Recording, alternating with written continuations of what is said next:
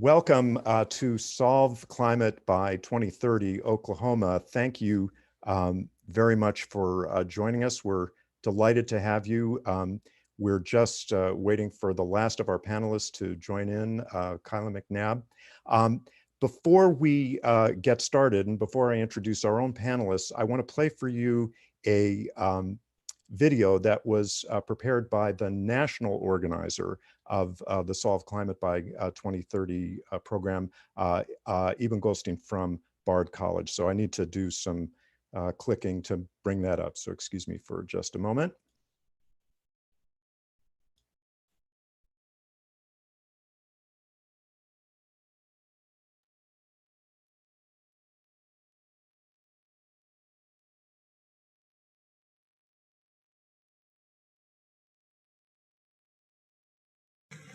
Welcome to Solve Climate by 2030. Today, universities in almost all 50 U.S. states, Puerto Rico, D.C., and several other countries are hosting state and region-wide webinars focused on ambitious and feasible things that we can all do in our cities, our towns, and states in the coming year to really move the needle on climate change. Here is the most important idea to take home today. What you do locally will change the future. Fact. The U.S. state of Georgia is a top 10 solar state. The neighboring Sunshine State of Florida has very little solar power due to outdated laws and regulations. When we launched Solve Climate a year ago, we could never have imagined that today entire countries and much of the world's economy would be shut down, with hundreds of thousands of people ill, thousands having passed away, and our health systems overwhelmed. I take that back. We could easily have imagined this. Our health experts and scientists warned us this was coming. After SARS and MERS, they told us this was coming, and yet we didn't take preventive action, we didn't prepare.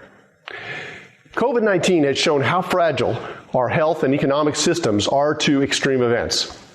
Our scientists have told us clearly that unchecked, climate change will turn our lives into an unending series of extreme events. Floods, droughts, rising sea levels, pests and disease, more extreme storms.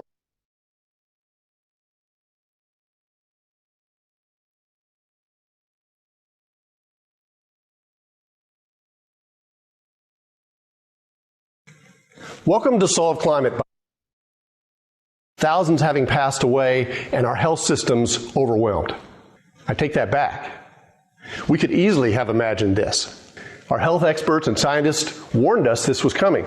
After SARS and MERS, they told us this was coming, and yet we didn't take preventive action, we didn't prepare. COVID-19 has shown how fragile our health and economic systems are to extreme events. Our scientists have told us clearly that unchecked, climate change will turn our lives into an unending series of extreme events. Floods, droughts, rising sea levels, pests and disease, more extreme storms and hurricanes, all of this leaving hundreds of millions of people homeless and on the move. We can change this. We still have time to change that future. Last year, the world's top climate scientists told us that we have until 2030, 10 years now, to cut global warming pollution aggressively in order to stabilize the climate at the low end. That warning was the genesis for this national and international discussion today on how to solve climate by 2030. Solving climate in 10 years, that sounds challenging. And yet fixing the energy half of climate change by 2030 is looking more, not less likely than it was 4 years ago. The cost of solar and wind power, batteries, and electric vehicles have plummeted. In many cases, they are less expensive now than the fossil fuel power that causes global warming, and they are getting cheaper every day. Already, utility-scale wind and solar, big solar and wind farms that feed power into the grid, these technologies are crushing fossil fuels in much of the U.S. In Colorado, Idaho, and California, renewable bids are coming in at half the price that the cheapest fossil fuel plants can do. And this is where rooftop solar and battery systems are headed in the near future. On the vehicles front, all the major manufacturers see this coming. Mercedes-Benz announced last fall that they have designed their last gasoline-powered car. Going forward, every new model of theirs will be electric. Combining electric-powered vehicles with the impact of driverless technology, we could see a very rapid transition away from gasoline-based cars to EVs in the next decade. All this progress was the result of a major technology push by national governments. Starting in America in the 70s and then ramping up with the Danes, the British, the Japanese and Koreans, the Germans, and most recently the Chinese and Indians, government policies have brought these industries to scale. And now the market is taking over, and renewables, battery storage, and electric vehicles are on track to deliver power and transportation at prices unsubsidized that will lead to major disruptions of energy markets in the 2020s. Can we get there fast enough to solve climate? Well, this is where you come in. With plummeting prices for renewables and electric-powered transports, the pace of the clean energy revolution will no longer be determined by Washington, D.C. and other national governments. Instead, the core action is going to be in your city, at your electric utility, and in your state capital. The key to solving climate by 2030 will be clearing the path at the local level to rapid deployment of solar, wind, battery storage, and electric vehicles. We need to get rid of outmoded laws and regulations that are holding back the transition. Florida needs to take the lesson from Georgia. It's imperative that we have justice in this transition.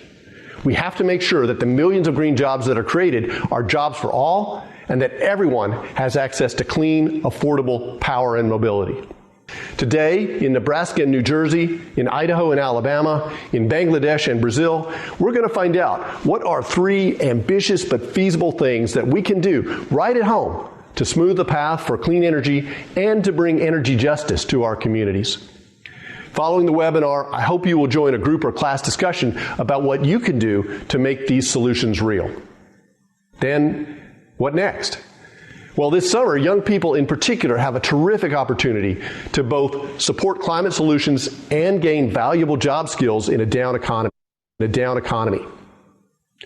The most powerful thing you can do to solve climate by 2030 is to join the political campaign of a candidate who best represents your views on climate solutions. In doing that, you'll also learn how to communicate, you'll gain courage, and most importantly, be part of a creative, strong, powerful vision for the future. COVID-19 is giving us a stark lesson about what happens when we ignore warnings from science. Today, we'll see how 10 years can be enough time to drive the climate solutions that we need, and that the future will be what we make it. Thank you for the work you will do to solve climate.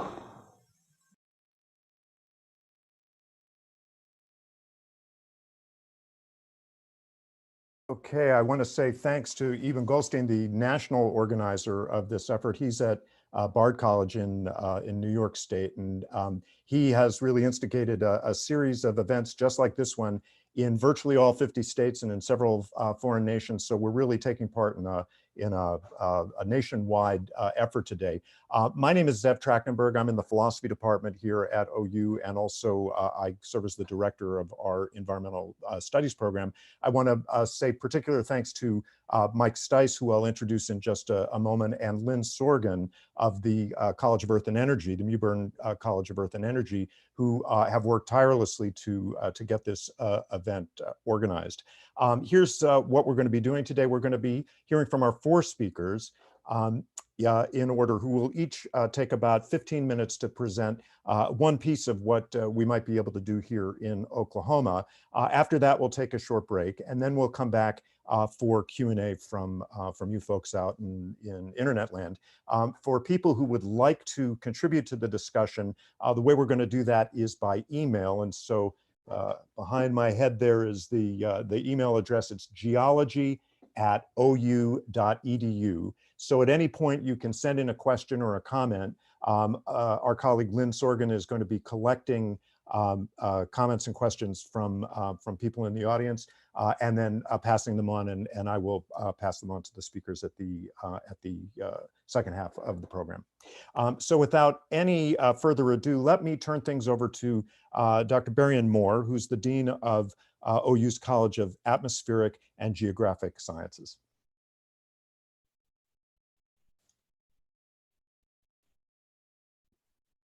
Good afternoon. And for some of you, it's probably good evening. Like many people during these last several weeks, I've been rereading certain books. Charles Dickens' A Tale of Two Cities is particularly relevant. It was the best of times, it was the worst of times. That paragraph ends with, we're all going direct to heaven, or we're all going direct the other way. And I think that for many of us, we have been through some very difficult times, but it's not the worst of times. In fact, the very existence of this Zoom YouTube session really says that there are many best of things that are happening, and in particular, the people around the world that are re-engaging in this topic of climate change and pushing it forward. That it makes it a very best of times effort. In talking about climate change and the greenhouse gases, I think it's particularly useful to parse the discussion into three pieces. What we know for sure, what we think we know, and what we don't know. For instance, what we don't know. Exactly when we might see a major change in Antarctica. It's a very different problem than the Arctic, where we're already seeing major changes. But the question about change in Antarctica is tough. Is there going to be a change in tornadic activity and distribution associated with climate change? We know that patterns of tornadic activity are changing, but we don't really have a direct connection between climate change and tornadic activity. There are many other things that we don't know. There are a lot of things that we think we know, and it's interesting to note how when you think you know something, many times your knowledge actually improves over time. You go to the IPCC in 1990, and you find warming is broadly consistent with climate models, but it's also consistent with natural variability. And then that paragraph ends with the unequivocal detection of the enhanced greenhouse effect is not likely for a decade or more. That was 1990. 2013 IPCC, warming of the climate system is unequivocal. So took a couple of decades. So what we now think we know, now we know for sure. It's unequivocal. What are other things that we actually know for sure? Well, CO2 and methane are greenhouse gases. They trap infrared radiation, thermal infrared radiation. What else we know absolutely for sure? We know absolutely for sure that since about 1780, CO2, concentration of CO2 in the atmosphere has gone up by almost 50%, and the concentration of methane is almost tripled. What do we also know absolutely for sure? And that is that increase of CO2 and methane is due primarily to the burning of fossil fuels and the production of fossil fuels. What else do we know absolutely for sure? Absolutely for sure. CO2 is a very, very long-lived gas in the atmosphere. In fact, there are CO2 signals from the Industrial Revolution that are still in the atmosphere. CO2 is a very long-lived gas in the atmosphere. And therefore, we know absolutely for sure it's going to be tough to stabilize that concentration. Methane is not a long-lived gas in the atmosphere, 7 to 9 years. Its concentrations are far less than CO2, but we also know absolutely for sure that molecule for molecule, methane is a very powerful greenhouse gas. What else do we know absolutely for sure? That over the last 3 centuries, the burning of fossil fuels is intimately related to economic activity around the planet. There's not an industrial economic system on the planet that does not have some interaction or the use of fossil fuel. That we know for sure. So that tells us that there are certain things that we know for sure, and that is we've got a problem that's going to be with us for a while, for quite a while. And it's a problem that we cannot ignore, that we actually have to do something about this problem. As I mentioned, CO2 is a very long-lived gas in the atmosphere, and that means there's certain things that we need to do now. We should not use coal in any electric utility station. We should replace coal as quickly as possible in the electric utilities that are going to continue to exist with natural gas. And the reason is because we've got to cut the CO2 emissions, and natural gas is more efficient fuel. So what does that also say we have to do? Because it's such a long-lived gas, we're going to have to master this problem of carbon capture and storage. We're also going to have to create negative emissions. We're going to have to create systems that strip CO2 out of the atmosphere. There's a natural one: afforestation and reforestation around the planet. Conversion of lands from grasslands to forested lands. We've got to create negative emissions to pull CO2 out of the atmosphere, because CO2 is long-lived. How about methane? Well, the number one thing is, if we begin to convert coal-fired power stations to natural gas, then what we really got to do is we've got to control the methane release associated with fugitive methane that gets involved in the production of natural gas. That is something we're going to have to do. So these are actions that we really need to start planning and taking now, because this problem is not going to go away. On the other hand, it is a human-induced problem, it's a human-caused problem, and therefore there's no one better suited to solve it than the people around the planet. Thank you very much. Thank you very much, Berrien. We'll turn now to someone who's not at the moment an employee of OU, but has a long history with OU. She was a student here and has had a wonderful career advising businesses around the state in the area of wind energy. And so I'm going to call on Kylah McNabb, please, to join us.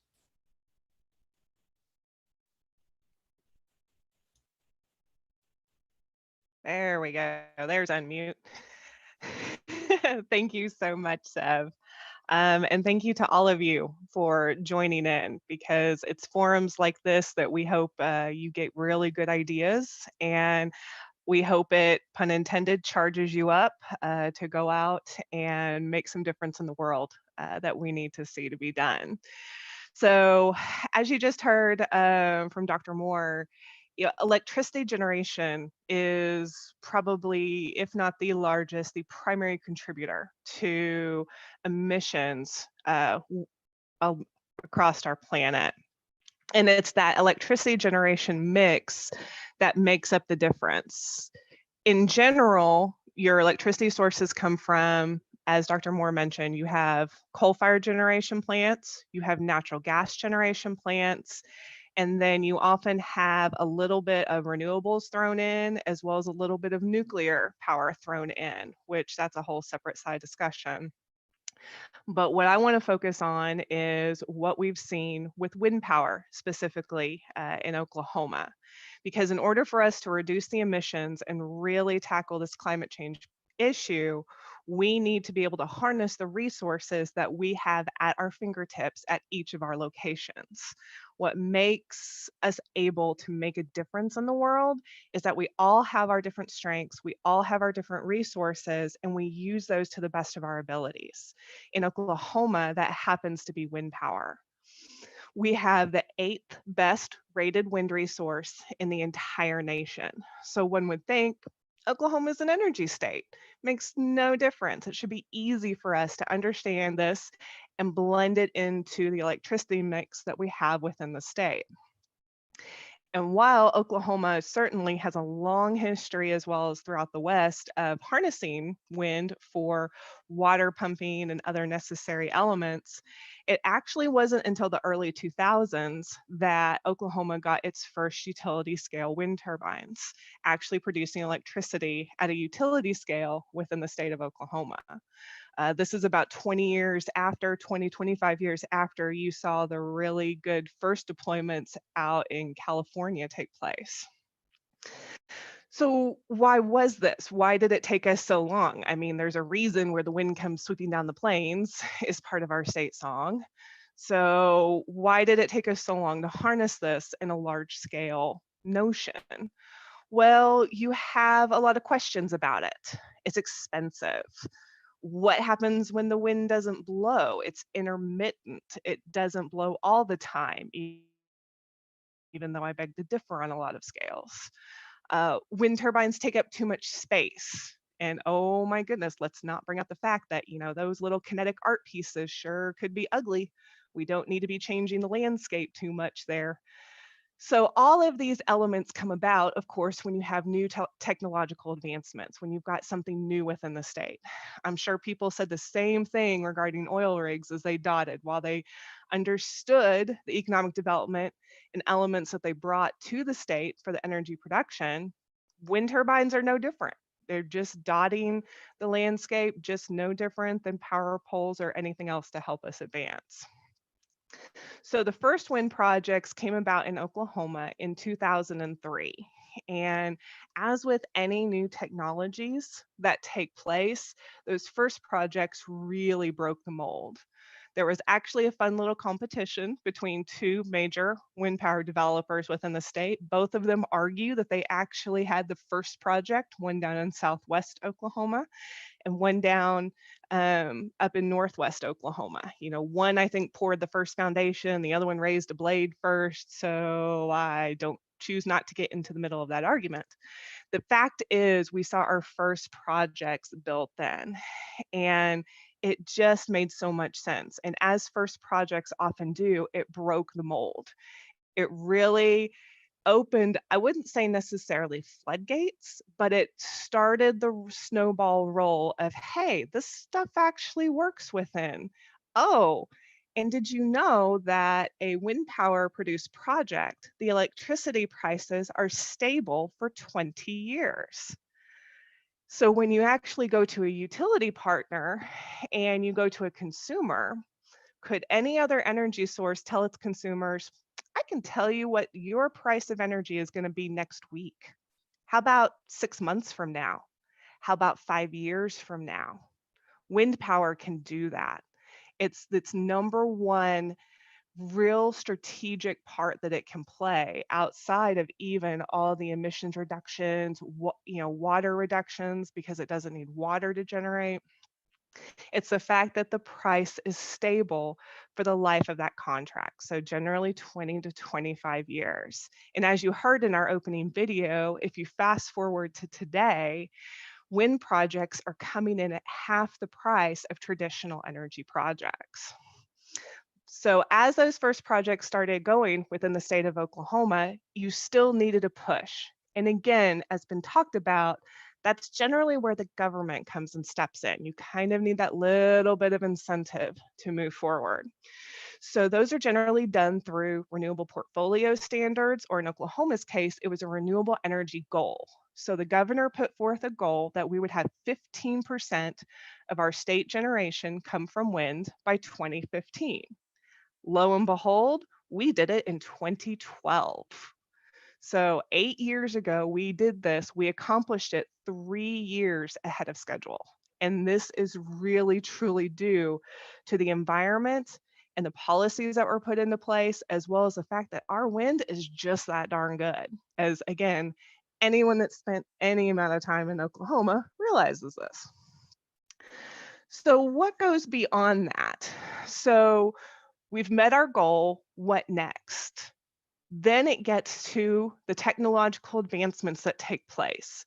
Turbines are getting bigger, which means you need less wind turbines to generate the same amount of power, if not even more power. So they take up even less of a footprint. Their costs come down because technology gets to scale. And so this in turn leads to even further cost reductions that take place. This helps the market continuously grow to where we are now, which as of the end of 2019, going into this year, Oklahoma has 31.7% of its electricity coming from wind power at this point in time. That represents about 8,000 megawatts of power, and we are third in the nation. If you want to equate to that to some really nifty climate numbers, that equates about 5.2 billion gallons of water and accounts for the removal of about 2.4 million cars off the road. So again, this is what 30% has brought us. So the question then leans to, what next? You know, we came to this point and everyone was saying, oh, when you hit 10%, the lights are going to flicker. They're just going to go off. The grid, the electrical transmission grid cannot handle this intermittent resource. 10% came, nothing happened. Oh, it's going to happen at 20%. I know at 20%, I mean, we are not going to be able to control this. 20% came and went, and here we are. And the last time I checked, the only time my lights flicker is when certain thunderstorms, and we're getting into our fun time of year here in Oklahoma. That's about the only time I have a tendency to lose power, even though my home is powered by 100% wind power by my utility provider. So what next? Next comes the part where you have to choose wind power. We know this is possible. And in order to continue this, again, 5.2 gallons of water saved, 2.4 million cars off the road worth of emissions. These are not pie in the sky. These are fully calculated. We can do this and we can do better and we can do more. Let's double it. Let's get to 60% wind power within the state of Oklahoma. Can we do this? Yes. How do I know this? Because we've only just tapped into the resource. We have the wind turbines, we have the area. All the studies have been done, the footprints have been calculated. This can be done in a reasonable manner. And all it takes is a step forward for people to choose wind power. And by choosing wind power, it helps utilities really seriously consider one of the large elements that needs to be done is updating and evolving the utility business model and how they pay for their electricity and how they get their generation to ensure that renewables has equal footing on other scales of energy. And this is something that's being addressed and needs to be done. But by choosing wind power, that shows our utility providers, both from a personal level that we do and with businesses, that this is that it's possible and that it can be done.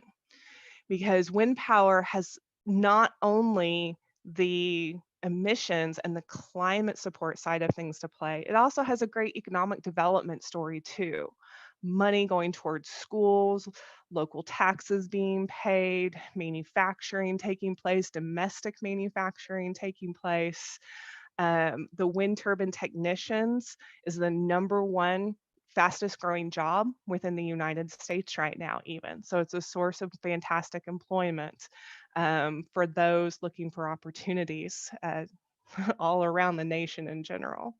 So it really comes down to us. So by choosing wind power, we can do this and take Oklahoma to 60% wind power. Thank you, Kylah, very much. Let me remind everybody that if you have questions, you can send them. Let me duck down so you can see. You can send them in by email to geology@ou.edu. We'll be collecting those questions, and after a short break, after the last panelist has spoken, we'll do some Q&A. So send those questions into that email address. Let me call now on Jim Collard. Jim Collard is the director of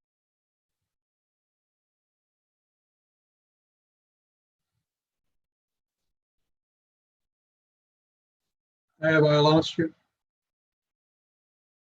I can't hear you, Zeb.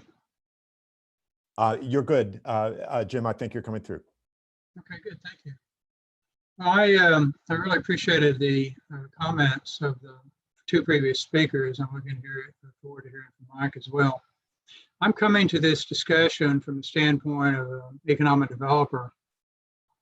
Really, if you think about it, what I'm trying to do is apply the principles that we'll be discussing in this webinar at the street level, at the revenue level, if you'll pardon the analogy.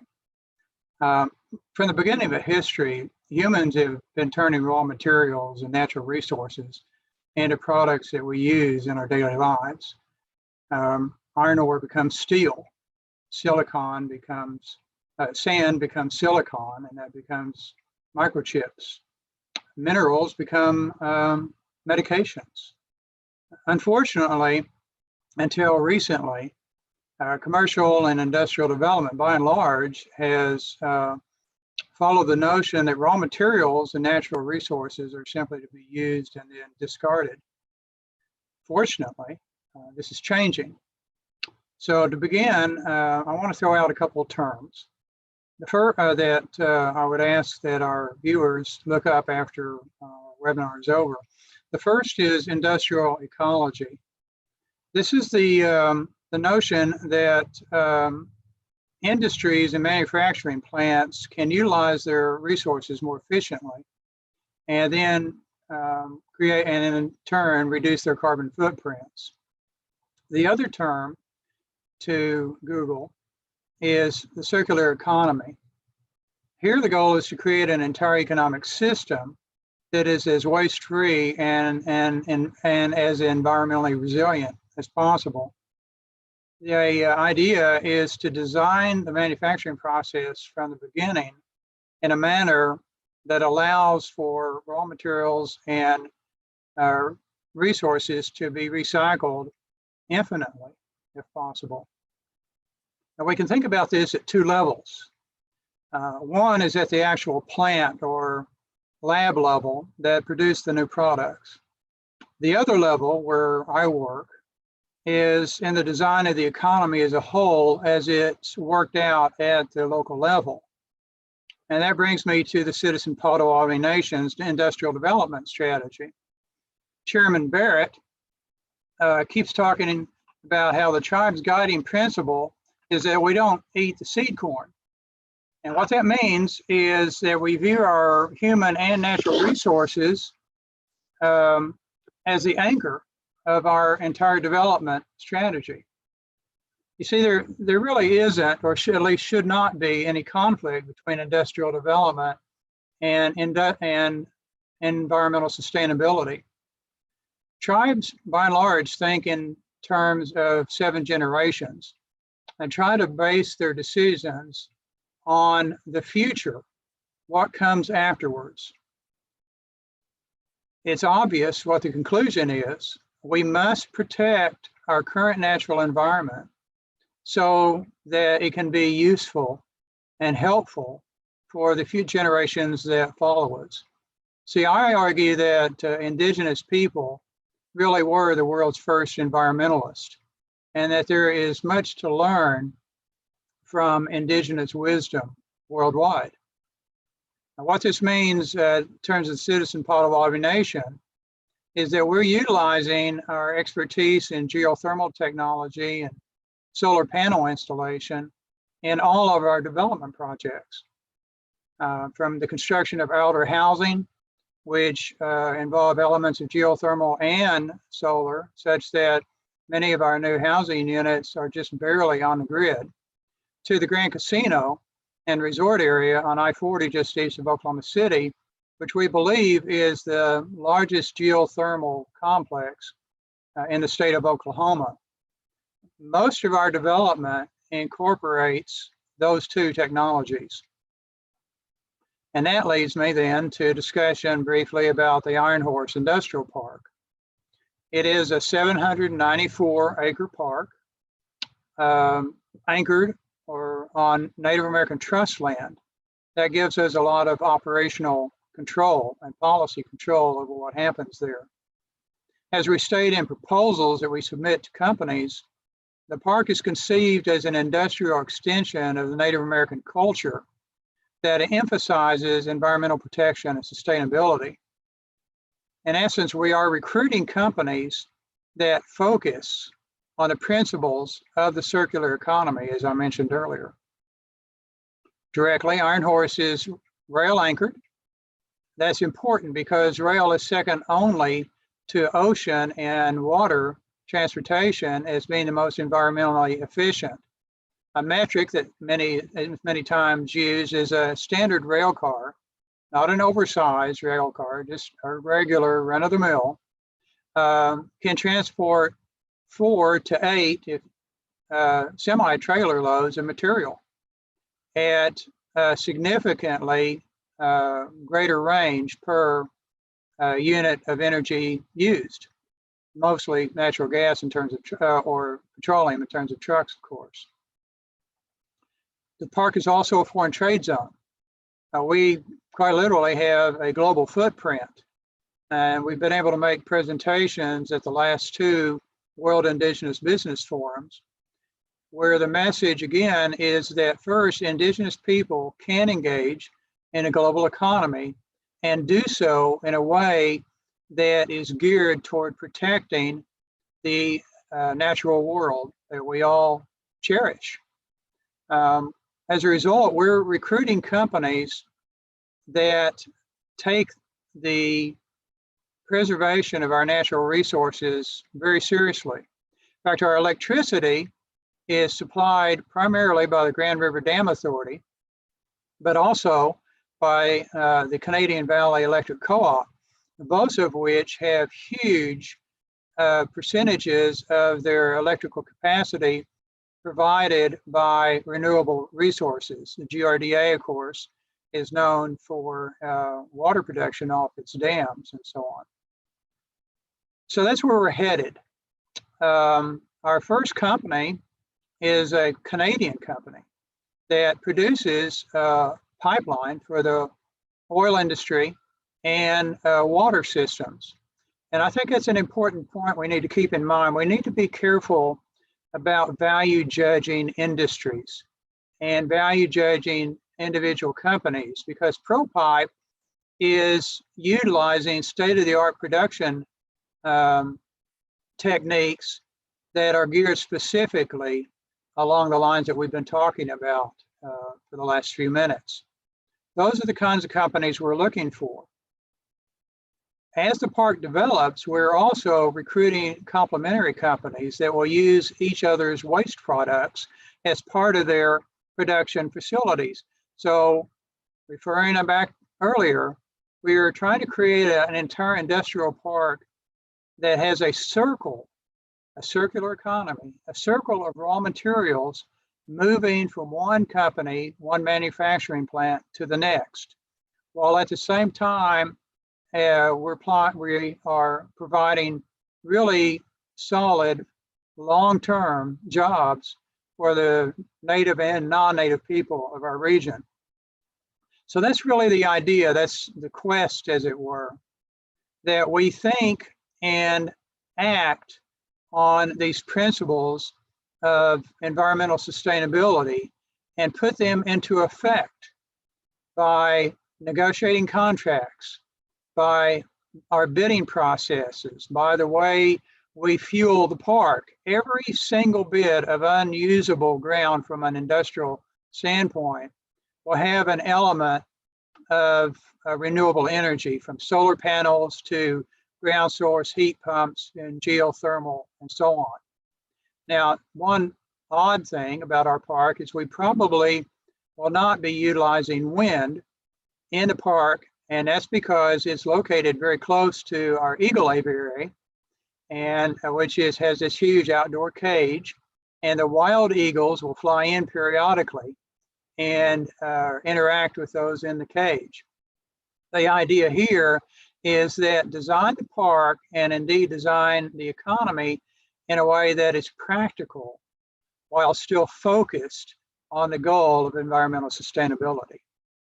So that's it. At the time, there's much more behind that, of course, but I'd be happy to answer any questions.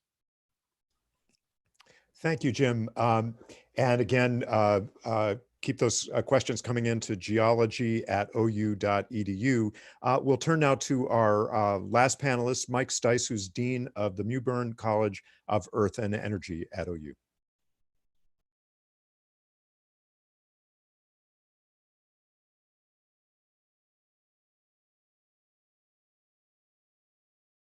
You're still muted. I'm going to unmute you.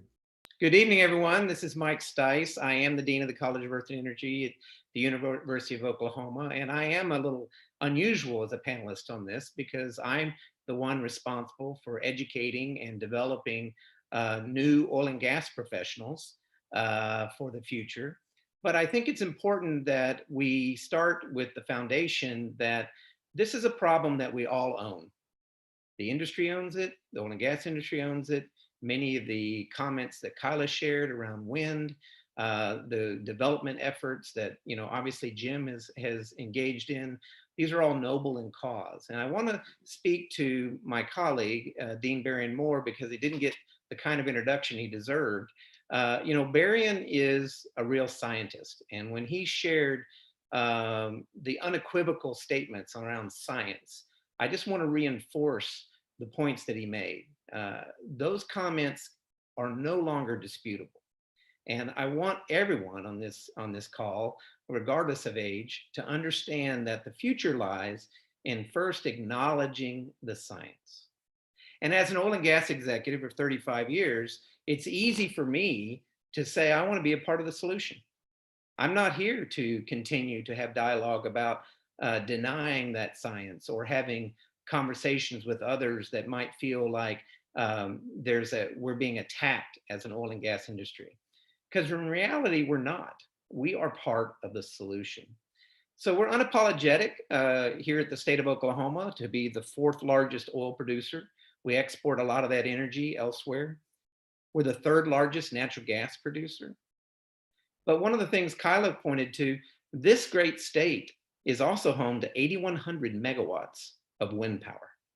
And that's, I think, 35%. Kylah can know better than I, but we're second only to the state of Texas. And everybody knows the geographic footprint in the state of Texas is quite a bit bigger. I think we ought to do that per capita, Kylah, and show that we are still #1 over Texas. Here in Oklahoma, we take pride in beating Texas on a regular basis. So I think it's really important to recognize that any conversations about energy needs to be all in. The state of Oklahoma has it all. We even have coal-fired, but we have doing exactly what Berrien called us to do. We're replacing coal with natural gas, and that has made a huge impact. Most people don't realize that the United States actually did a better job of complying with the Paris Accord than any other country, simply because of the shale boom and the natural gas that was brought into the market, replacing coal all across this country on an economic basis. We have been making great strides, and the oil and gas industry has been behind that success. I want to comment also about the solutions. The solutions we need to think about are those along the lines that Berrien talked about around negative emissions. It's not going to be good enough to just slow down the escalation of CO2, slow down the leakage of methane. We must do that, but we're going to have to go beyond that if we're going to be successful. And so the idea of creating technologies that would, whether it be direct air capture of CO2 or the way to carbon capture, then ultimately sequester it, these are all things that we have to be engaged in. And there's no skill set better suited to do that than the very skill set that developed and produced the petroleum and fossil fuel industry that we've enjoyed to date. Now, I want to talk a little bit about fugitive emissions, because Berrien mentioned it and highlighted the two important ones. We talk about the consumption of fossil fuels being a source of CO2, and obviously, and the importance about that. Here in the state of Oklahoma, we can do a better job within the oil and gas industry to eliminate any continuous flares, okay? Flares are used to maintain some oil and gas production. There's no reason in today's environment why we can't eliminate continuous flaring. It should not be acceptable from a regulation standpoint, and the industry should step up and make that happen.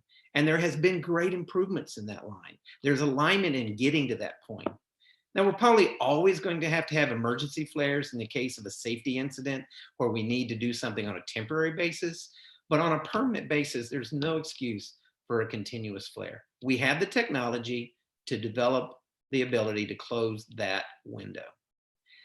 When you think about methane emissions, there are really two sources, agricultural and cows, and then ultimately our own leaks from handling all of this natural gas and traditional fossil fuel. Once again, we have the technology. We have specialized cameras, FLIR cameras that can look for any kind of volatile organic carbon leak. We can tighten down the system and eliminate those leaks. And we have to make a better job of ensuring that. Now, fugitive methane is no reason why the industry and frankly, all of us can't ensure that no methane goes into our atmosphere. One of the common sources is instrumentation. Instrumentation that requires pressure in remote locations oftentimes uses the natural gas as a pressure source and has a very tiny continuous bleed. But we have the technology to use electronic versions of that, pneumatic versions of that. There's no reason for us to continue to use pneumatic pressure from methane that ultimately ends up in our atmosphere. So we got to close the lid on fugitive methane. I do want to talk a little bit about one of the things that that Jim chatted about, which I think is really important, and that is in the great state of Oklahoma, we have all of these penetrations from this oil and gas business. You know, thousands of wells have been drilled, many of which have created depleted reservoirs. In these depleted reservoirs, these wells that are no longer productive, we have access to low temperature geothermal. We can go and tap into 180 to 200 degree Fahrenheit water, and we can convert that to power electricity, use it as heat sink or heat generation, however we want to use that. And we can develop another low emitting energy source. And so we think that we need to concentrate on the geothermal source that we have here in the great state of Oklahoma. We also believe that there's more to be done around cleaning up the CO2 that we have, reducing the emissions of CO2, developing the stack capture of CO2 from these gas plants, and then sequestering it into enhanced oil recovery, where it can actually help us make additional oil production. Second, in depleting reservoirs. Let's take that CO2 and put it back where it came from. And we have to develop the technology as an industry to do that. And we are by far the most qualified technically to do that within my college. So I think it's really important to recognize that we're all in this together, and the oil and gas industry is equally committed. There's lots of work going on to try to make this better. But I also think it's important that everybody on this call knows what they can do. What can they do to ultimately make a difference? You can do as Kylah said, you can ask for wind power as your source of generation. You can develop projects like Jim is talking about. You can join me in figuring out how to tap into this new geothermal source, and more importantly, lead the industry in shutting down methane emissions and find ways to capture CO2 from the air to create that negative emission environment that Berrien spoke about. There's no doubt that together we can solve climate by 2030. And so I want to encourage you to find your voice, get out there and talk to people about you understand the science, you understand why this is important, whether that means talking to legislators or just educating your family and friends. I want you to pursue career choices in my college or in Berrien's to ultimately be a part of the solution. I think it's so important that everybody advocate for solutions that offer justice as we make this important transition in our energy portfolio. Thank you. Thank you very much, Mike. And thanks to all the panelists for their comments. Why don't we take just a short break, say a 5-minute break.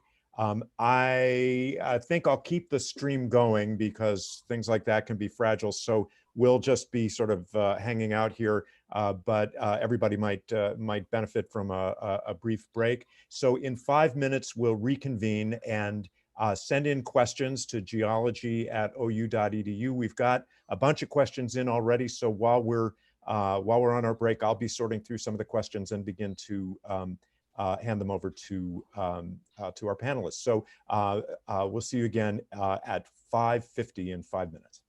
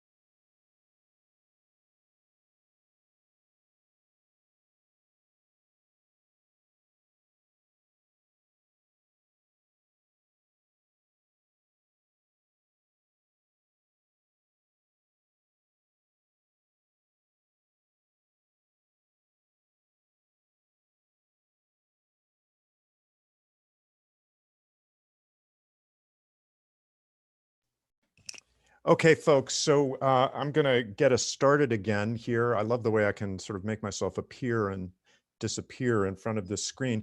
We've got a whole set of really fabulous questions, and we've got plenty of time to deal with them. Part of the challenge here is going to be getting to everybody, so we'll just do the best that we can. And so I'd like to address a set of questions that have come into Kylah, and I'm going to go through a couple of points that the people have raised. First of all, a reasonably simple one, which is, what does it mean to choose wind as a consumer? Most of us have a single wind provider or electricity provider. So how do we actually choose wind? How does that work as a consumer? That opens up a kind of broader question of how we, what are the actual means that we have to advocate to utilities that we get more renewable choices, and what are the kinds of regulatory barriers that utilities face that would maybe make it harder for them to provide wind power to their consumers.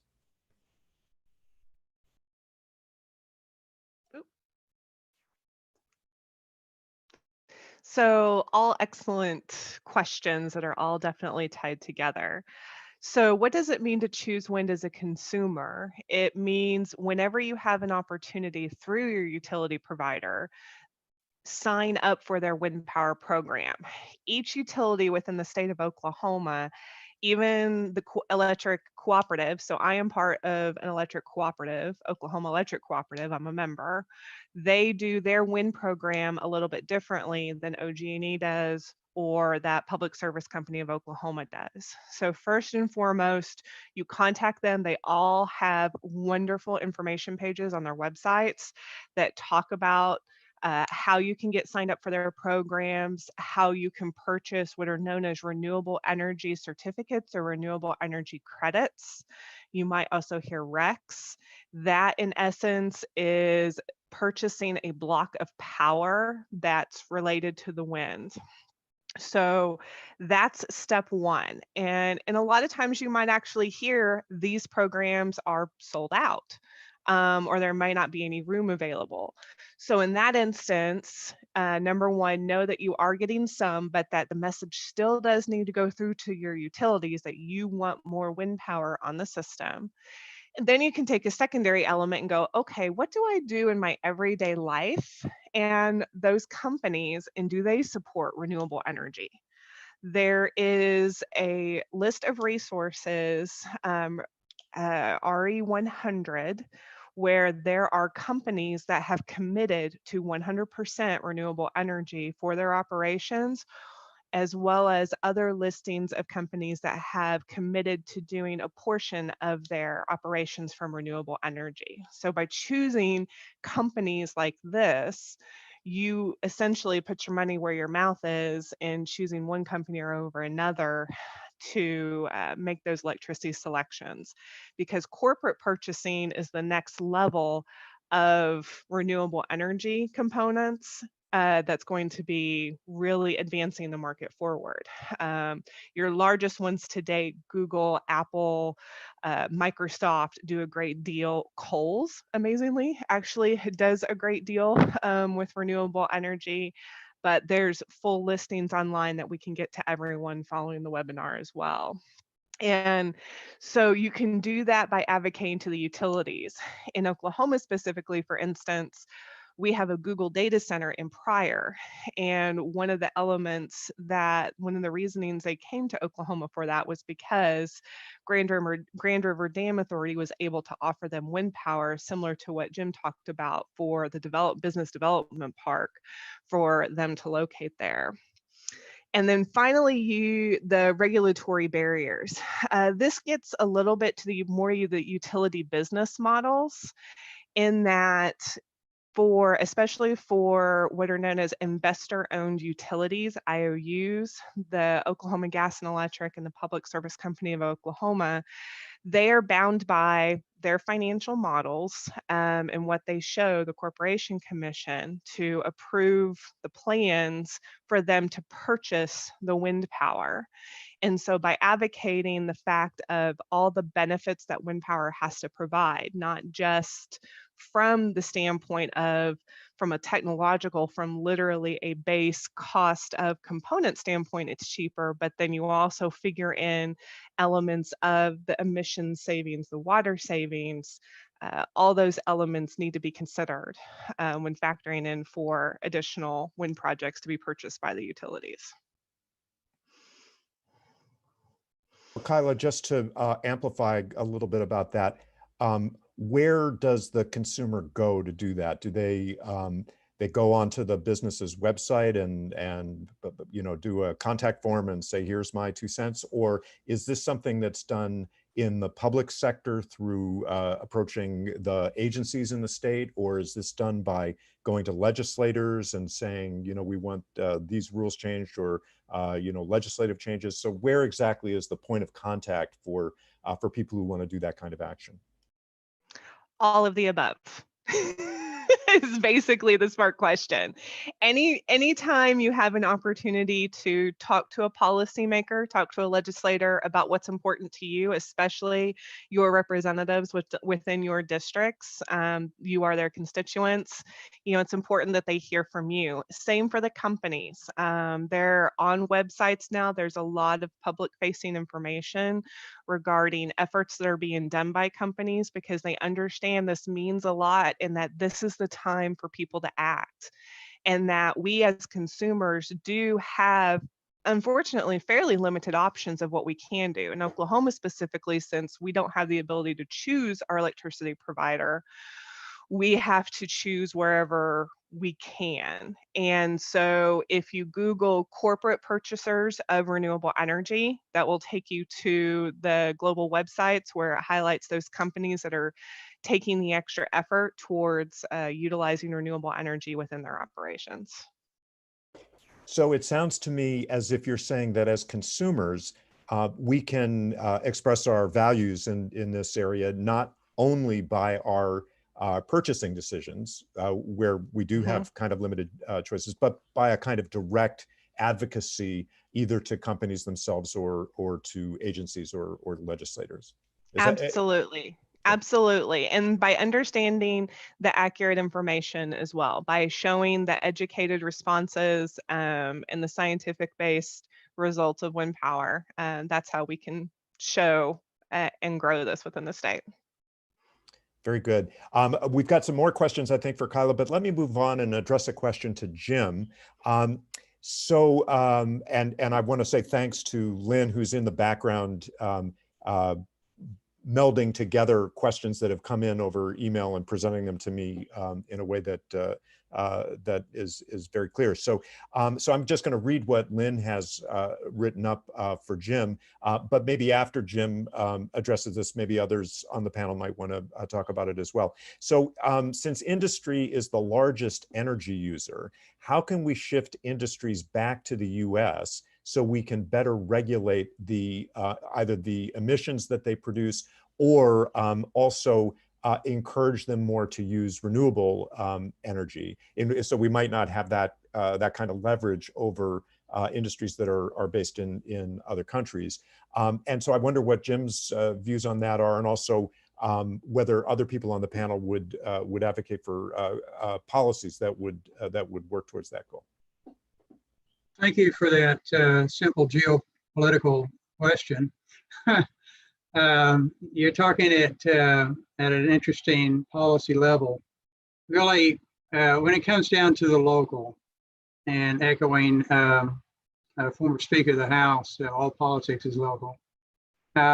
We've been doing that by creating as favorable a business environment as possible, from a tax standpoint, from a business service standpoint, from a transportation and logistics, supply chain standpoint, helping companies understand that sometimes lowest cost is not lowest cost, meaning many times the business models are developed on on the basis of only one or two indicators, say energy costs and or labor costs, which is primarily the driver.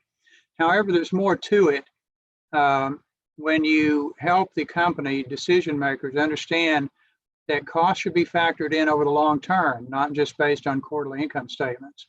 We have those discussions on a pretty ongoing basis. The other has to do, of course, that the United States, and we will get past this tragedy that we're enduring, is still the world's largest economy and still the most attractive place to do business because of our legal system. It is a secure environment. The United States is the world leader in foreign direct investment. We are a safe haven because our business processes are predictable. We're stable. We have some conflicts.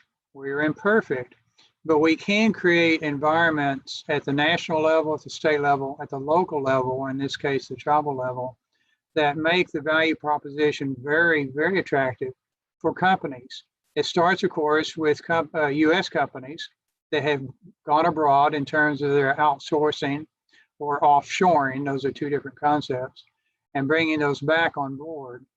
But also appealing to the decision makers' altruistic instincts. We are all in this together. Not all business decisions are made on the basis of selfish motives aimed only at the bottom line. Much more enters into that. And so I think that's a good starting point. We've had a lot of success with that and are continuing to do so with the Iron Horse Industrial Park.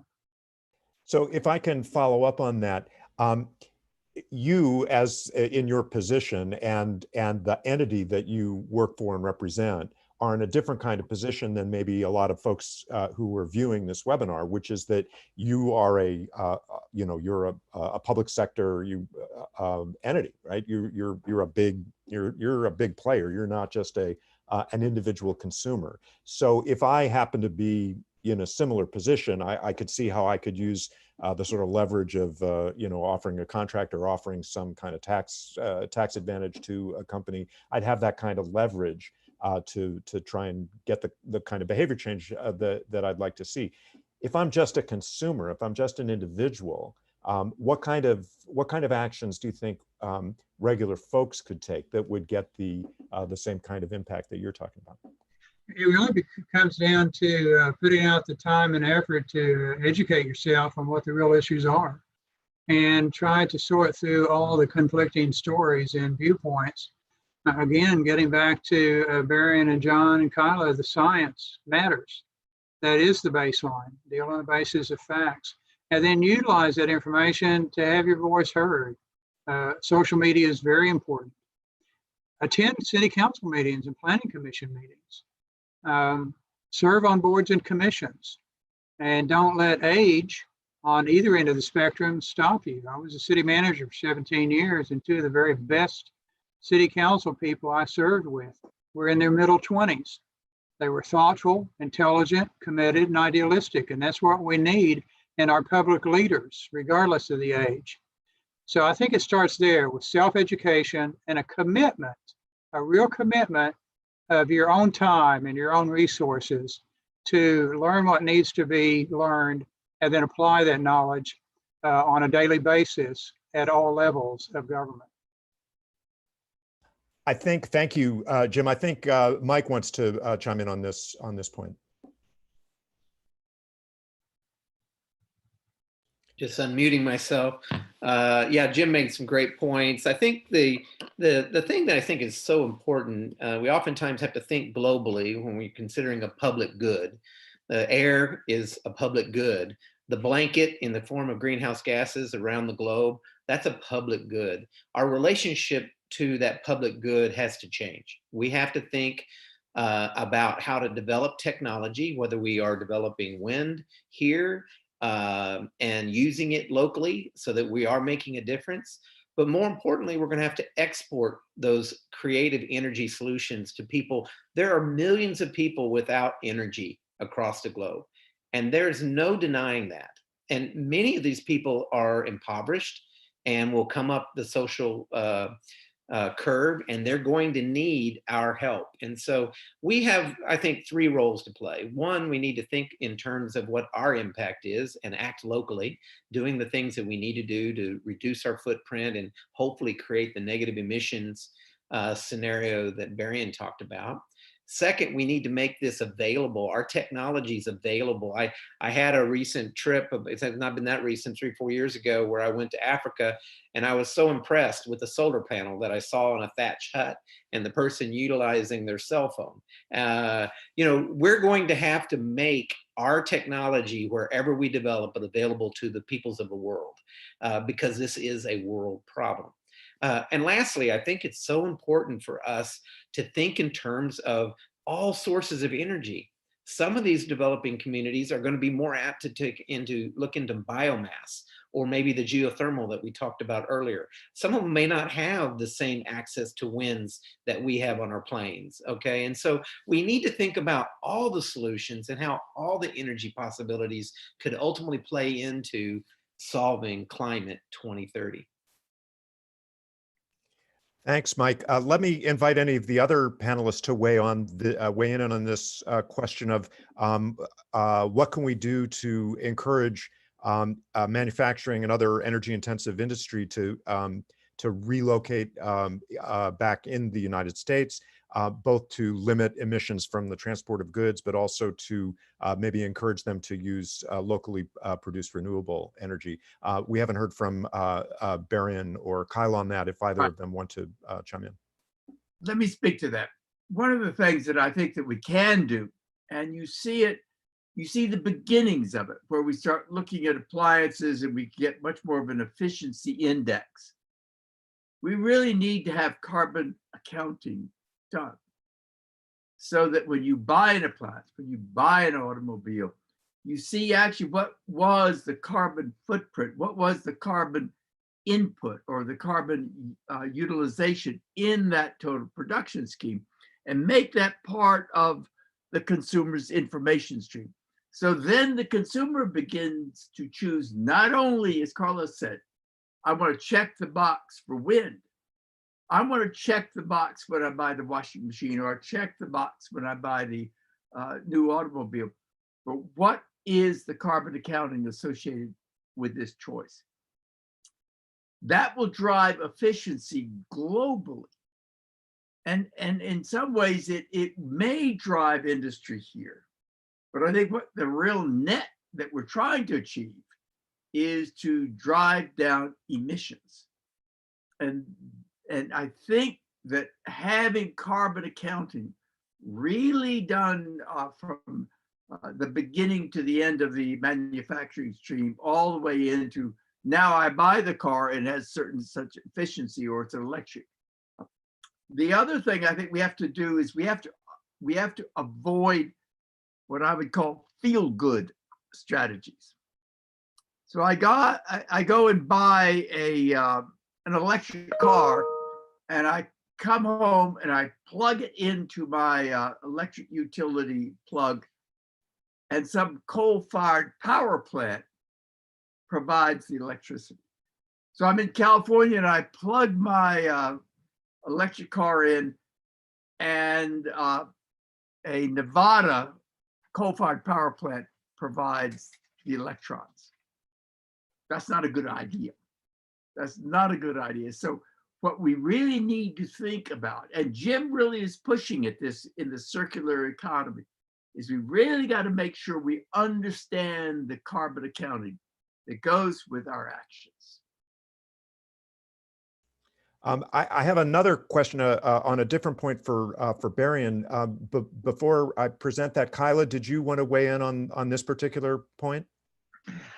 I mean, I'll just quickly say that, as Berrien said, I think that's not something to be taken lightly. We live in an age right now where you can find out information. Information is at our fingertips, and it's what we do with that information that makes the difference. The wind industry is a prime example, actually, of where you used to see majority of the wind turbines built overseas. And I would get the question all the time, well, what is that carbon footprint? How long does that wind plant have to be operating to cover the emissions for the building and the shipping of that wind turbine? And it would be about 2 years. Fast forward over the past 10 years, and we have domesticated a large portion of all the different 8,000 components that are within a wind turbine, to include towers, gears, gearboxes, the whole 9 yards. And so, and that is because you take a look at that full cycle, just as Berrien said. Great, thanks. Here's a question for Berrien, which is kind of a bit of a change of pace here. A couple people have asked about, you raised the issue of methane. And so people have asked about the danger of methane from the permafrost melting in the higher latitudes. That's a very real issue. And let me parse that into two pieces. One, there are going to be these things that are going to happen because of feedback loops. You warm the planet, and in the warming of the planet, that causes more evaporation of water into the atmosphere. If you evaporate more water in the atmosphere, it's going to rain more. Is it going to rain more kind of uniformly, or is it going to rain more in big events? Warm the planet, well, let me just elaborate on that a little bit.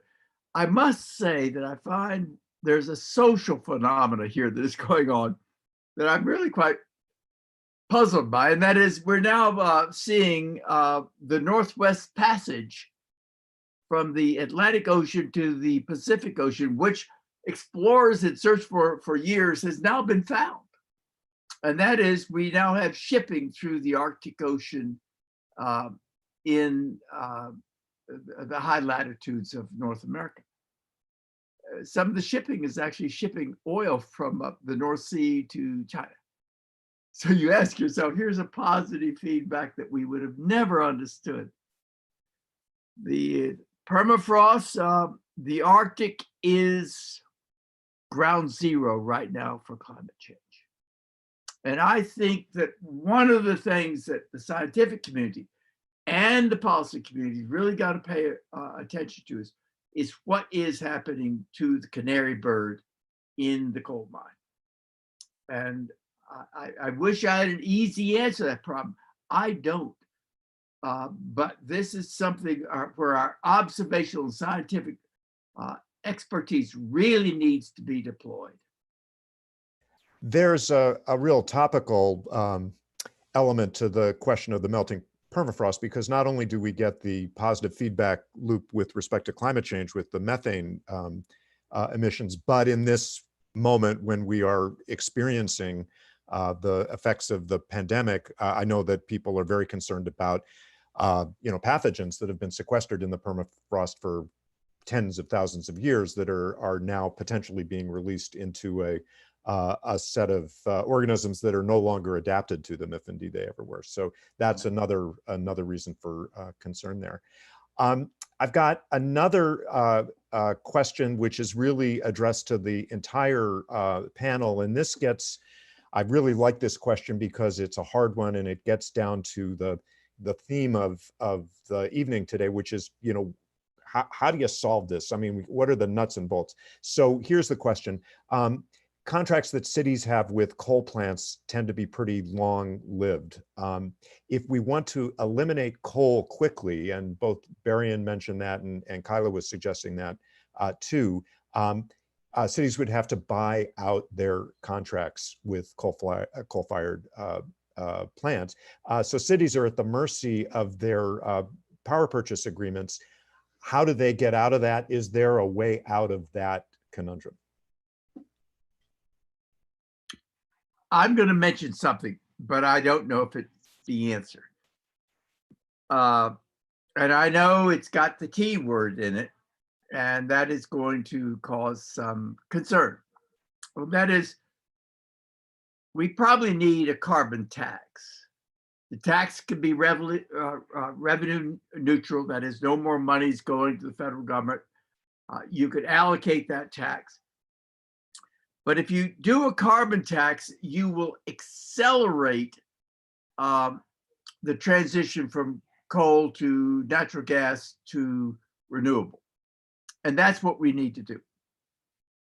You also may provide an exit opportunity to companies or cities or businesses that have made an agreement with a particular utility where now there is a fundamental change.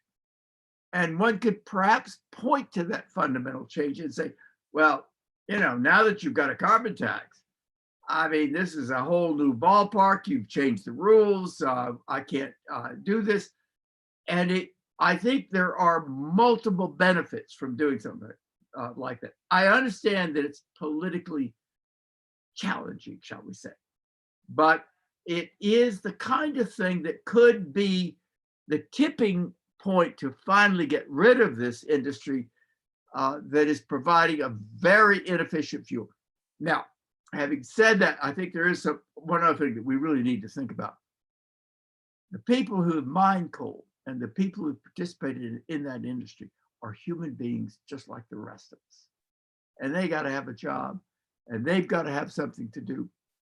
But Kylah was great. She said, one of the fastest growing jobs right now is these windmill technicians. And this is something where the university community could contribute. Here's a skill set that we could help develop. There's a management group that is probably associated here. But we do have to think about the collective body politic, and we cannot get into an us against them situation. But we should not burn coal. So Mike wants to jump in on this. If I can just take a second to say, I think that something that Berrien brought up is a theme that we've really wanted to talk about, as we were planning this event, is a theme that we wanted to bring out, and that's the theme of justice. So there's a notion of climate justice, that whatever we do to transition from one energy economy to another energy economy, they're going to be winners. And we think we'll all be winners from a scenario where there's lower emissions and less of a increase in temperature. But there are going to be people who are going to bear some costs in that as well. And so what justice demands as a moral imperative is that we don't take advantage of the people who are bearing the costs. And so there's got to be something to compensate people who are going to bear costs, whether that's re-education to a different kind of career path, or some other way of making sure that people are made whole. Let me turn to Mike, who I know wanted to get in on this. Sure. So I agree with Barry, and I think the good news here is that the shale revolution led to an abundance of natural gas discovered here in the United States, and that abundance has led to a natural replacement of coal.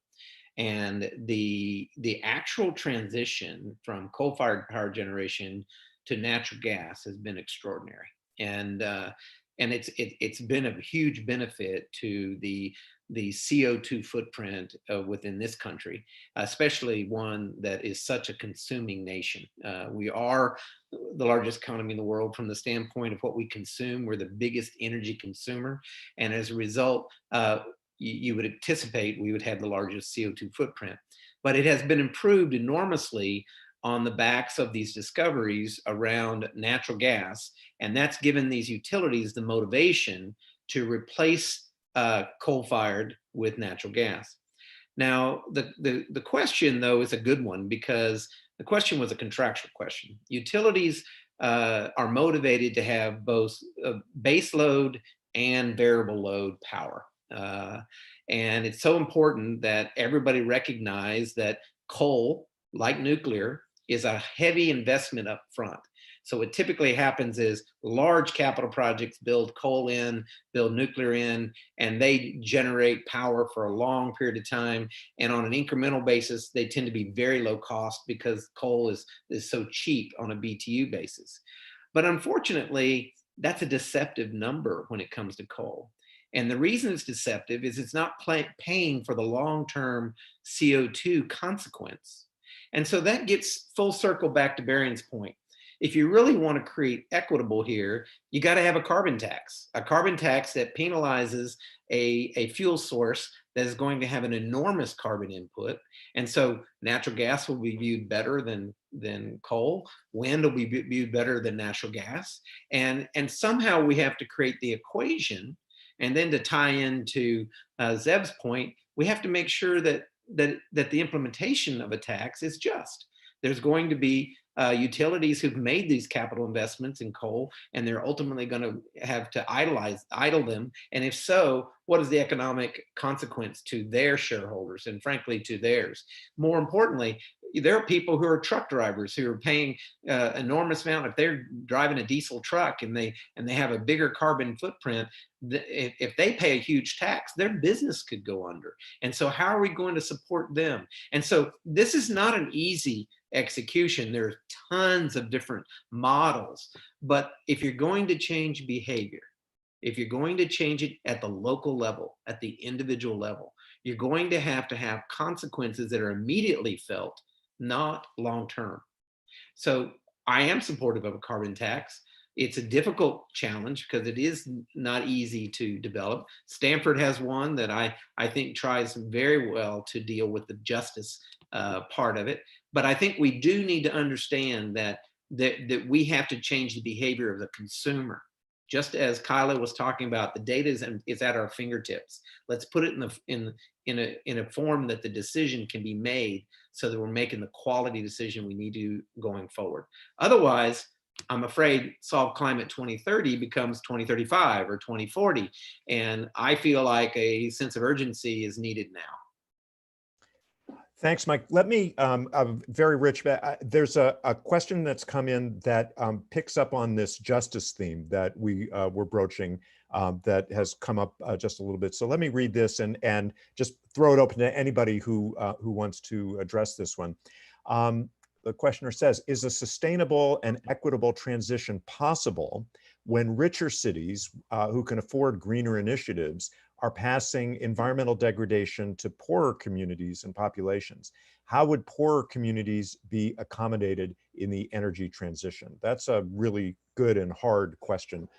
Who'd like to address that?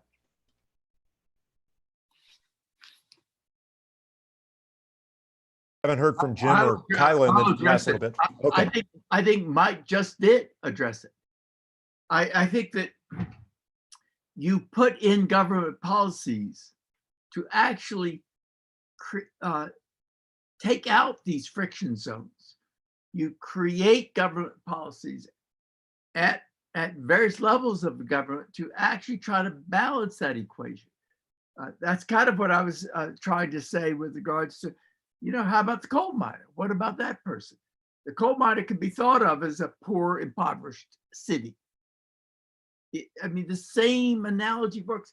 And Mike was just speaking to that. I think that we need to think about policies that actually address fundamentally this transition, where you're having to go from a certain distribution of wealth, a certain distribution of carbon footprints to a new distribution. And so the environmental ethics have to be central to that whole discussion. Otherwise, it'll blow up, and we will lose. I mean, this is the way you actually execute intelligent policy. And I would just add to that. I actually believe that one part of justice is around socioeconomic class, as the Inquirer has obviously pointed out. And you can do that with understanding where does the tax dollars go from a carbon tax. You can redistribute that to the areas. And then the other issue is if you do have somebody who has a stranded asset as a result of a new government policy, that's another good way to spend those carbon tax. What I hope is that as we're developing policy with the careful attention to the consequences of the new policy so that we do achieve justice. And there is no perfect policy, okay? I guarantee you there will be no perfect policy. But we do our very best to address the injustice with the policy development. And then we have to understand that after all that hard work is taken, we still need to be headed in the right direction. And there may be consequences, negative consequences that we all must bear, okay, before we get to the outcome we need. If the idea is that this is business as usual, we can all continue to consume as we want to consume, we can continue to do the things we've done over the last 50 years, I think the point we need to make right now, not possible. We're going to have to do things different in order to achieve what we're talking about doing here. And I believe that we can do it. It's just going to take a change in behavior at the individual level. And ultimately, we need to think in terms of how do we help the world use this new technology in order to achieve that. I know Kylah's trying to get in, so I'm going to let Kylah speak now. Sorry, I'm just fidgety by nature. It's exactly right, because what you can do, it comes back to so much of this is a new energy world we are actually in. And I'm sure, as Mike, he's seen over 35 years within the industry. I can't imagine anything's looked like the past 10 years, even the past 5 years of transitional changes that have taken place. And one industry that does not like change is utilities. They are based upon 50 and 75-year programs, planning, transmission line elements, and it's all things that we take for granted a bit as consumers, that when we go over to that light switch, that the lights do come on and that we have a light here so I'm not looking like a ghost in the dark and able to talk to everyone here. And so that's where part of this also has to be the evolution of the business modeling. So for any college students that are out there, I challenge you to really take a look at the utility business models and these energy business models to, again, you say the C word, the carbon tax. To me, it's an energy tax. Because as Mike brought up, it's okay, coal is at one level, natural gas is at one, nuclear is at another, wind is at another, and solar is at another. Everyone plays a part in it. But that has to help balance the fact that energy doesn't move on 50-year timeframes anymore. We're moving more on 10-year timeframes. And so we really have to get these business contracts settled up and caught up to the way the markets are actually working now and what energy can provide. That's a great segue to another question that's come up, which sort of brings us to a more local level, kind of midway between the two levels that Mike was just talking about, the level of individual behavior, consumer behavior, and then the global level. And so I'm talking about the level of the state. And so here's a question that I'd like to put to Jim, who I think has got a unique perspective on this. I'm also going to invite him to weigh in on the issues that we've been discussing as well. This may be related. So are there current policies at the state level that you as a economic development person deal with, maybe that are specific to energy issues, that are obstacles to achieving the kind of not strictly economic goals that you have in mind, but that 7th generation goal, the circular economy goal? Are there obstacles in the policy arena right here in Oklahoma that we could think about, okay, maybe we can work to change that to make it more feasible to get to where we want to go? The answer is yes, of course. Our policymakers have their own perspectives. Really, it comes down, and I have the opportunity to teach classes occasionally at OU, and I laid off every semester by saying this: the most important policy question, regardless of the issue, is this: who decides? Who makes the decision? We're in a representative democracy that we live in. It's we, the people, decide. It is the people getting together on a common train of thought and saying, this is a change that we need. That's what all of the panelists are talking about. If we believe that burning coal needs to come to an end, we can affect that change.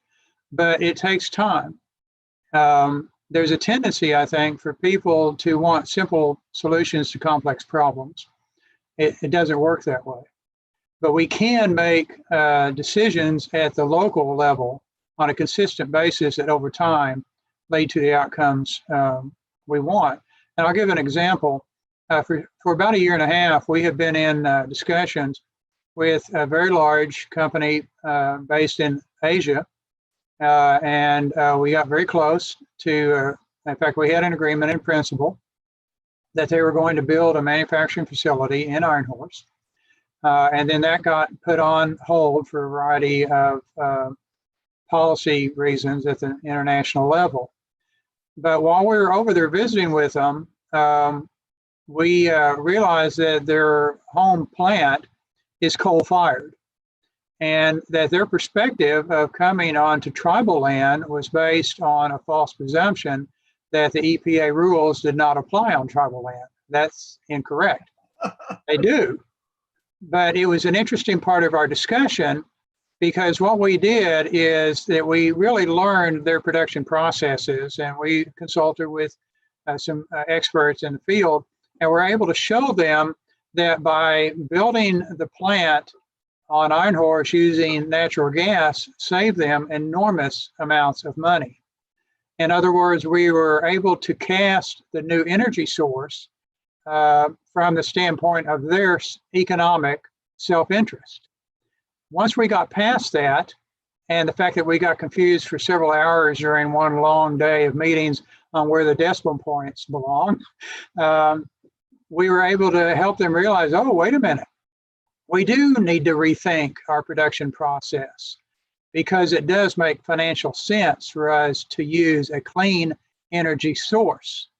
So it's a combination of understanding the policy environment within which we work, influencing that environment through our involvement, but then having very base level discussions about how manufacturing processes can change in a manner that is financially beneficial to the individual companies.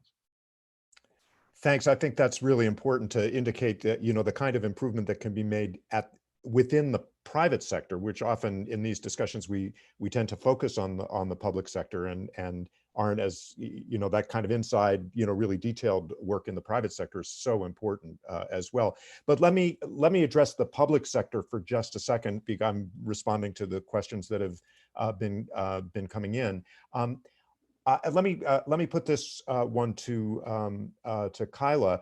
You mentioned before that it'd be nice to go from the 30% level, 35% level wind power in Oklahoma to say 60%. So are there policy level obstacles to that? Are there rules or regs that could be changed in order to help meet that goal? Previously done, the number one policy that was used to help spur along renewable energy, primarily wind power, but any forms of renewable energy, has been what we did back in 2010, that renewable energy portfolio standard. You know, essentially a mandate. In Oklahoma's case, we did the goal of 15% renewable energy by 2015. Other states actually put into effect a law that would punish utilities with some sort of fines that if they did not meet their prescribed goals. The goals could be percentage based, so 20% of the state's electricity. It could be megawatt based. The way the market has evolved and how the technological advances have advanced renewable energy to better market prices, to where it is really that open season market, to where consumers, we've got the best choice between, okay, I love my natural gas stove, I love my natural gas hot water. I'm not going to lie, I'm not going to go 100% electric just so I can do wind power, because I do like my hot water. And so, but again, that's the choice I make. And so it's within that how corporate purchasing and by additional development takes place, we get to the wider spectrum of things. So the oil and gas industry here in the state of Oklahoma has played a part, supplied what Oklahoma needed, and has then also exported exported the resources out. We've only actually just started that here with wind power in the state of Oklahoma, being part of what's known as the Southwest Power Pool. So the power grid, so our transmission lines, the electrical lines that we have here in Oklahoma, are all tied in together with states all the way from our southern border between Oklahoma and Texas straight up to North Dakota. And then it goes over to about Colorado is the western edge, and then over on the eastern edge, in the Missouri area. And so it's about making sure that that entire region and what we can do, that we can send power, and projects that we build here within the state can either, number one, serve corporate purchasers that we have, like Google, Facebook, certain alcoholic beverage companies that you might have seen a Super Bowl commercial with last year. And these types of, those projects were built here in Oklahoma and then has since raised the bar a bit. And so more of those is what's seen in enabling that. And that again gets back to corporate purchasing and utility programs, enabling utilities to be able to provide direct purchase contracts to companies, which is not widely done right now, will enable that to happen. Thanks. Let me shift gears just a second to bring something up or come back to something that a couple people brought up. Jim talked about the use of geothermal in the Iron Horse Development Park, and Mike also addressed the idea of geothermal as being a possibility that could be developed using some of the skill sets in the that his college teaches. So I wonder if we could just hear a little bit more about geothermal. That's sort of less well known than wind. It's less visible than wind, maybe. So maybe Jim and Mike, could you talk a little bit more about the geothermal options? Glad to. Jim, you want to go first? No, go ahead. So the reason why I find this so exciting is that the skill set that we have here at the College of Earth and Energy, specifically petroleum and geological engineers, we have access to so many well penetrations, well bores across the state of Oklahoma. And we've drilled right past and didn't complete as we targeted the natural gas and the oil production. But we drilled right past an energy source that is quite attractive. We are not blessed with, Wyoming geysers and hot temperatures and steam of high pressures of other states. But we do have the technology to take this low temperature, I say 180 to 200 degrees Fahrenheit, we can find warmer. But if we can go ahead and build, and we have a project that we're working on right now that would take a couple of wells that the University of Oklahoma owns, actually, through the benefit of our wonderful donor, Curtis Mewbourne. And we have the opportunity to drill these wells and recomplete them in an area where we can get access to this low temperature water. And that water can be converted to power. It can be used in a variety of different ways. We can use it for air conditioning, for a greenhouse, to make vegetables or flowers or whatever we want to do. There's all kinds of things we can do with this water. And in some cases, this water can be cleaned up and used for agricultural purposes. And so we've got lots of interesting things that we can do as a next step in the geothermal area. And I'm excited about it because I actually think it's a technology play, but it's also an untapped resource that here in the state of Oklahoma can be accessed at a much lower cost because the wells are already drilled. And so that's kind of where I'm coming from. And I don't know, Jim, you obviously have a project of your own right there on your project. Yeah, and as you pointed out, Mike, there are different kinds of geothermal systems. We utilize ground source heat pumps, which means we don't drill that deeply. We go down to about 15 feet or so. And the temperature differentials are more than sufficient to make it economically viable for us. In fact, we do have an expertise in-house that we've thought about commercializing. It hasn't so far because of other priorities, that would install geothermal systems in homes, individual homes. Many people have those. And the models that we developed shows that on average, that system will pay for itself in terms of electrical savings within 3.5 years, sometimes sooner. So we can utilize what we have and drilling shallow wells, which are a lot cheaper, because bluntly, it's in our economic self-interest to do so. We can also combine the geothermal sinks with other activities. We have the Fire Lake is a wonderful fishing pond that if you drain that thing, you would see about 20 boxes that look like a combination between a radiator and an air conditioning system that are the exchange units. Well, the people that are fishing and running the track around it don't even know that system's in there. So you can combine different activities into these initiatives and accomplish multiple goals at the same time. It's been very successful for us. We utilize it. We think every development project we put together, we start with that as a basis. I'm curious as to how much, what's the potential for geothermal? I mean, we know that Kylah's told us about the great potential that wind has, where at 30% we can go to 60%. Is geothermal, obviously it's not anywhere near that, but in terms of, I guess it's not an electricity generation source, but as a replacement for electrons, is what percentage of the energy mix does geothermal represent?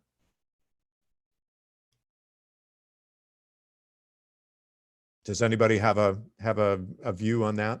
Well, here in the state of Oklahoma, it's negligible today. So, like I said, it's a technology play as we develop low temperature geothermal as a source. The kind of geothermal that Jim is talking about is available for residential level. It does take some work to make it economic, but it's another one of those individual choices that people are going to get to make if they have the information at their fingertips.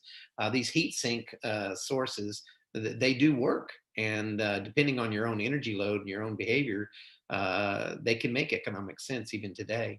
But from where I'm coming from, I believe that geothermal, like hydroelectric in, I think, the state of Oklahoma, Kylah, correct me if I'm wrong, I think it's 5%, okay, something like that. Wind is 35%. I believe that hydroelectric and geothermal could be, equal partners in the 5% level. I don't think it's going to be this huge state of replacement for frankly solar, wind. Solar is very small in the state of Oklahoma, but it should be larger. The reality is it can't be a replacement for fossil fuel in that kind of area, but it is something we need to be working on. All of these technologies. We haven't talked about biomass. Biomass has a role to play as well.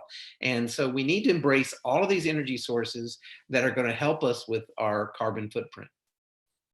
The other advantage of geothermal is it's pretty simple, frankly. Yeah. It's easy to install. It's easy to maintain. Very low cost installation. So it works. It's proven. It's a logical approach that people really don't even think about very much. Yeah, and I'll just add in real quick, like was said, it's for Oklahoma's resources elements. It's not about being like, geothermal is not going to be used as a power plant generation. For that, you do need those really huge, large, hot underground reservoirs like you see out west. But it can play a huge role. I mean, that's why the International Ground Source Heat Pump Association is at that other university, which we won't mention on this particular webinar. But I mean, that's why we have the experts within the state. And then getting back to what Mike says, I think what's fascinating about Oklahoma, one of the first things I learned in my geography undergrad was the fact of all our different regions and all our different zones within the state of Oklahoma. The diversity that we have within our state, if you consider for the size that we are and what we can do, it is all those pieces. Every little piece goes together to complete the puzzle for what we need to have a sustainable energy future. So one of the questions that's come in has been about one piece that we haven't focused on so much, and that's solar. So what's the story with solar in Oklahoma? I know that Jim mentioned that you're using solar in the Iron Horse Park, but what's the bigger picture for solar in Oklahoma? So I will start by saying what's really neat about Oklahoma is Oklahoma, when you take a look at the resource perspective, Oklahoma is actually 8th in the nation when it comes to its solar resource. So actually just the same as wind power when you come to think of it. Now, from a practical application standpoint, what Oklahoma is working on is figuring out where those installations are best done. There is some element to it being the larger solar installations, which you're seeing our utilities do, the larger 50 megawatt projects. And in fact, the largest combination project is going to be taking place within Oklahoma, the Skeleton Creek, to where it's going to be 250 megawatts of wind, 250 megawatts of solar, and 250 megawatts of battery storage, all at one single location, built over the course of the next 5 years. So it's coming. The technological advances from the solar panel side of things, for a large deployment, the costs are still coming down, but where it is starting to make a lot more sense is in our rooftop markets. That is a personal choice that we can make.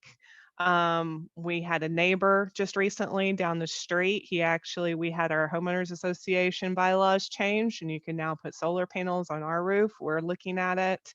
That in that instance, those programs and how you work with your utility on that have very promising. So it's going to be a combination again of both local taking place along in combination. Now, are we going to see 10,000 megawatts of solar within the state?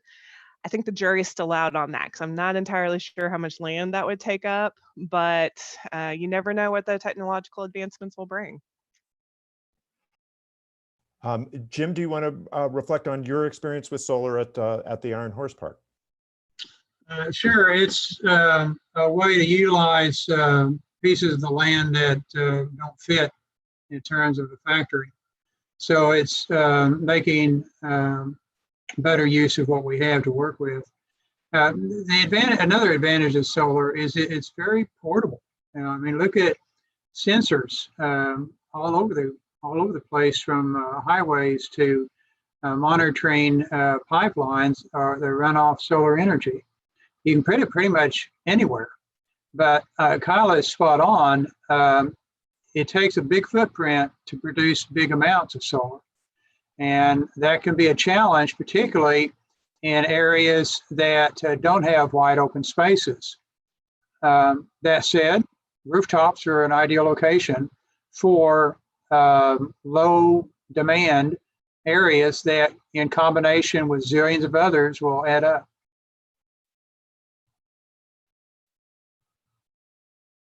Oh, Lynn is, thank you very much. I'm sorry, my attention was a little divided. Lynn was reminding me of a question that I didn't get to earlier, and maybe we'll make this the last question, and then we'll do just a little bit of a wrap up. This is a question for Kylah. One of the issues that has been brought up in the past with wind energy is the noise that turbines generate. Is that something the industry's addressed? How is that, what's the latest on the noise of wind turbines? It is something that the industry has addressed. Interestingly enough, some of it has been from educational elements, where there have been several and numerous studies done that have actually gone out and measured the decibel levels of the wind turbines whenever they're operating at full capacity. And when you actually take a look at the measured decibel level, it actually is less than that of your refrigerator running in your background. So again, trust the science, trust our science. We know that that is the case. That being said, additional elements are also being done to ensure that as the turbines grow and as future technologies, if you take a look at if you take a close-up look at some of the large wind turbine blades that are traveling down the highways, you might see tiny little ridges along the sides of them. Those are actually done to help deflect the air to even lower the decibel range within the turbine's noise even more. And so, this being said, everybody is different. I have a sensitive mom's hearing. they're going to sound louder to other people. That's still there's going to be effect of that. But when you take a look at the actual science behind what the decibel readings are, it's the same as that as your refrigerator running in your house. One of the things that I think is important to acknowledge, whether it be decibel readings for wind turbines, the concern about birds that Jim brought up, whether it be solar panels in the way they work and how they could be disposed of, whether it be battery technology for this transition to electric vehicles and how these batteries are going to work and how are they ultimately going to be disposed of. There is not a perfect technology. There's not a single technology that's flawless. There is no such thing. The thing that I think we all can agree on is that the scientific statements that Berrien began this call with are absolutely indisputable, and that each and every one of us have to work alternatives that will help along those lines. And those alternatives are going to have problems. They're not going to be flawless, and we're going to work through them. The wind industry is going to figure out how to avoid an unintended consequence on birds. They're going to figure out how to reduce the decibels. Okay, solar panels are going to get better. I envision a future where the shingles you buy for your home is going to be a solar panel, and it will serve both your normal shingle and it will be a power source for you. And so the reality is, let's embrace the fact that human nature, human capital, our intelligence, our ability to solve problems is we cannot imagine what we can do together. Okay, so we have to work hard on all these areas. I think that if we stop the conversation just as soon as we encounter the first problem, I don't care what technology we're talking about, I think we're doing ourselves a disservice, and we're probably not going to be where we need to be in 2030. Well, Mike, thanks so much for that. You actually, I think, made one of the most really emphasized one of the most important takeaways that everyone should leave our time together with. So what I want to do is just two quick things, just to kind of hit some of the highlights of what I think people have, some of the points that people have made over the last couple hours, and then talk a little bit about the future, what we might do going forward. So I think one of the big takeaways is accept the science. I mean, if we're ever living that lesson in writ large globally, we're living that right now with this horrible pandemic we're all experiencing. Climate change is a little less visible. It's slower. It's maybe it's harder to detect, although it's getting easier to detect in many ways. And so I think one of the takeaways is we've just got to accept the science and move forward on that basis. A couple of the real specific ideas that came across were, first of all, the idea of fugitive emissions. I mean, that's just wasteful and damaging, and the technology seems to be there to address that. And that seems to be something that right here in Oklahoma, we can really speak to that and take some steps. We've heard a lot about wind. The advantages of wind, I think, are notwithstanding some of the potential disadvantages with the noise, although that seems to be being addressed. Wind can grow and be a bigger part of our energy mix, but maybe that's going to take some advocacy to see that happen. Advocacy in the way of consumers appealing to the companies that they have relationships with, and then also in the public sector where we advocate for policies that make it more possible for the wind sector to increase. Getting to, in a way, a more kind of philosophical position, some of the things that Jim spoke to about were the sort of guiding principles behind the sorts of policies or even business moves that we can make. So Jim spoke a lot about the idea of the circular economy. And really, that's a way of conceptualizing the way we organize our economic lives, so that we don't think in terms of take a material, get a use out of it, and then dispose whatever seems no longer useful. Maybe what looks like waste to us might be input to some other production process, and that is a way of limiting waste and making making the economy work in a more sustainable fashion. Another very concrete idea that came across is that we're an oil producing state, and there is a whole set of skills that go along with that industry, but those skills are translatable into other production processes that might be very important in addressing the climate problem, both transitioning to other sources of energy, the geothermal idea, but we also heard a little bit, we didn't develop this too much, on the idea of carbon capture and storage. If we have the holes in the ground, maybe we can stick some of that carbon back into those holes, addressing the point that Berrien led us off with, which is it's not enough to limit new emissions. There's too much carbon in the atmosphere. It's going to stick around for a long, long time. We need to get some of that carbon out of the atmosphere, so we have to have a place to put it. Well, maybe we can put it back in the ground whence in certain ways it came from. So those are just some of the, I think, ideas that came across from our discussion tonight. Let me just close by saying, as one of the organizers of this whole panel, well, first of all, I want to say thank you to our panelists who gave a whole lot of time and a whole lot of thought to participate tonight. So I really appreciate what they've done. But I also want to thank you, the folks who have been watching, and also folks who will be, we hope, looking at the recording of this in the days and weeks to come. Thank you very much for giving your attention to this key problem.